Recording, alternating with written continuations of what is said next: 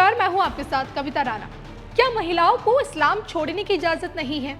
आज ये सवाल इसलिए उठा है क्योंकि देखिए, भारत से 5700 किलोमीटर दूर मलेशिया में एक महिला ऐसी है जो खुद के मुल्क में इस्लाम छोड़ने के लिए सालों से भटक रही है।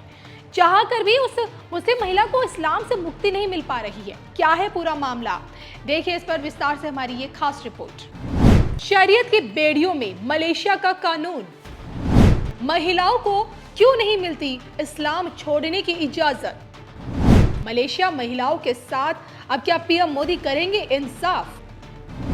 देखिए सिर्फ धर्म ज्ञान पर।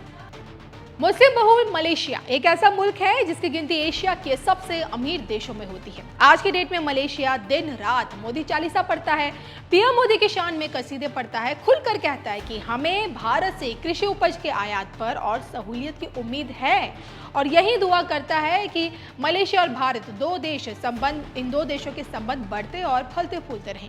अब आप बोलेंगे, ये तो वही मलेशिया है जिसने पाकिस्तान के साथ अपनी दोस्ती दिखाते हुए कश्मीर मसले पर टांग अड़ाने की हिमाकत की थी, भारत को अपने तीखे तेवर दिखाते हुए कश्मीर पर भारत का जबरन और नाजायज कब्जा भी बताया था। लेकिन ये बात उन दिनों की है जब मलेशिया इस बात से अनजान था कि भारत उसकी जरूरत और मजबूरी दोनों है। तभी तो देखिए, जैसे ही भारत सरकार ने मलेशिया से आयात होने वाले पाम तेल पर रोक लगाई, तत्कालीन मलेशियाई प्रधानमंत्री महाथिर की सारी गर्मी निकल गई।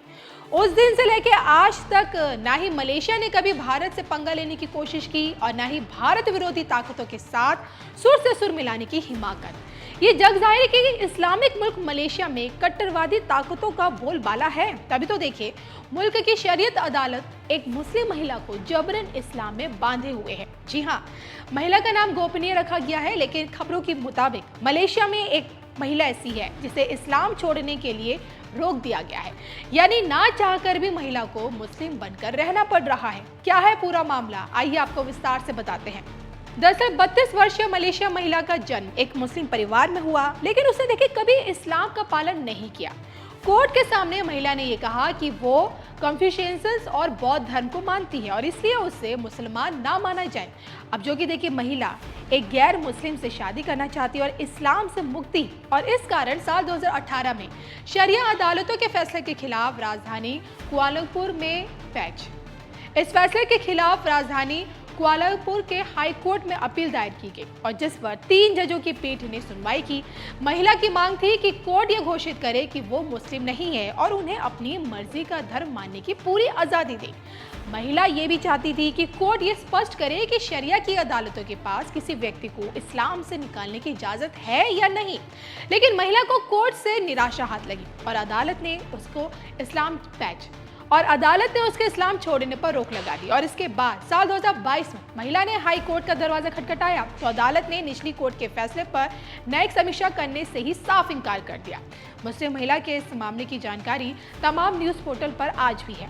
अब देखिए, अन्य मुल्कों की तरह भारत में भी मुस्लिम महिलाओं ने दशकों तक 3 तलाक का दर्द झेला है, लेकिन जैसे ही केंद्र की सत्ता पर कमल खिला, पीएम मोदी ने ऐतिहासिक फैसला सुनाते हुए 3 तलाक के खिलाफ कानून बना दिया।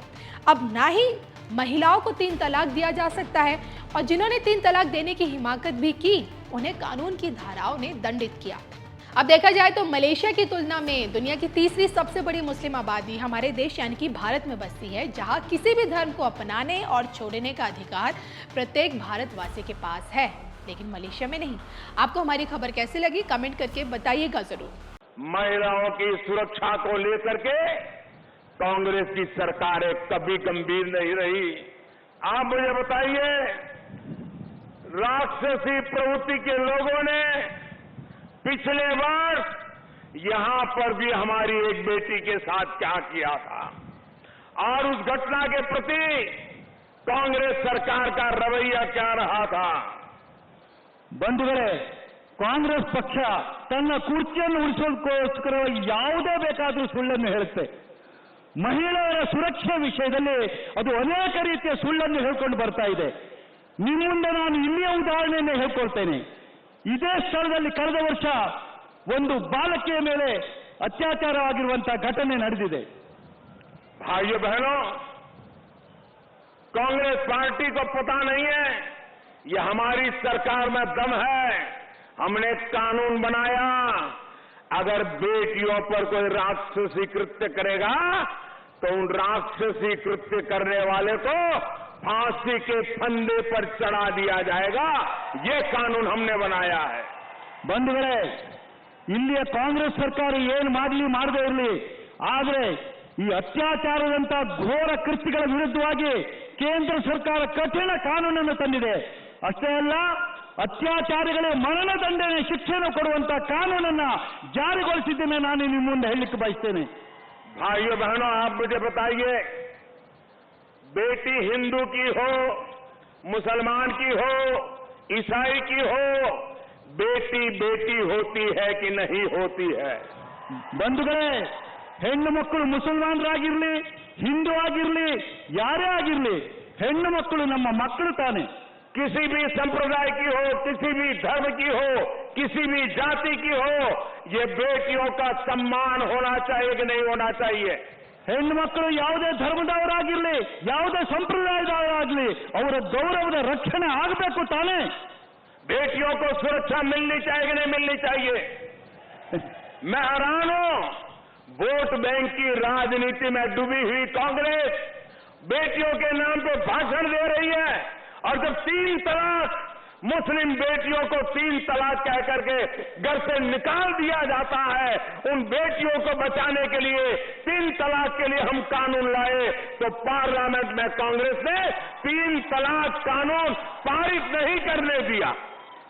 ಬಂಧುಗಳೇ, ಹೆಣ್ಣು ಮಕ್ಕಳ ರಕ್ಷಣೆ ಮಾಡೋದಕ್ಕೆ, ಅವರ ಬಗ್ಗೆ ಕಾಳಜಿಯನ್ನು ವಹಿಸಲಿಕ್ಕೆ ತಂದಿರುವಂತಹ ಕಾನೂನನ್ನ ಸಂಸತ್ನಲ್ಲೇ ಸರಿಯಾಗಿ ಪಾಸ್ ಮಾಡಲಿಕ್ಕೂ ಕೂಡ ಈ ಕಾಂಗ್ರೆಸ್ ಅಂಟಗಾಲ ಹಾಕಿದ್ದನ್ನ ನಾನು ನಿಮ್ಮ ಮುಂದೆ ಹೇಳಲಿಕ್ಕೆ ಬಯಸ್ತೇನೆ. ಬಂಧುಗಳೇ, भाइयों बहनों, बेटी बेटी होती है, हर बेटी के लिए सुरक्षा का विचार करके चलना चाहिए। बेटियों की जिंदगी वोट बैंक की राजनीति के अखाड़े में डूबनी नहीं चाहिए। भाइयों बहनों, बेटी बेटी होती है, हर बेटी के लिए सुरक्षा का विचार करके चलना चाहिए। बेटियों की जिंदगी वोट बैंक की राजनीति के अखाड़े में डूबनी नहीं चाहिए।